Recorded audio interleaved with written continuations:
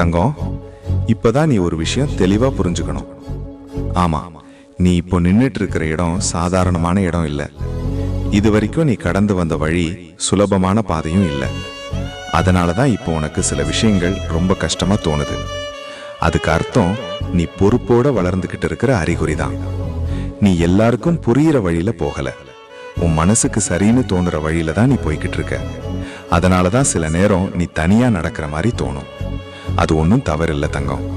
அது உன்னோட தலைமைக்கான அடையாளம் தான்.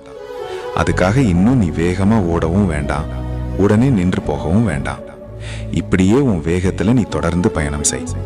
நீ போகிற திசை சரிதான். அதுக்கிடையில சந்தேகம் வருதுன்னா அது உன் மனசு வளர்ந்து அடுத்த நிலைக்கு தயாராகுது என்பதற்கான சின்ன சிக்னல் தான். அதனால நீ நிம்மதியா இருத்தங்கம். உன் அப்பா உன்னை சரியான பாதையில தான் கூப்பிட்டு போறேன். ஓம் நம சிவாய.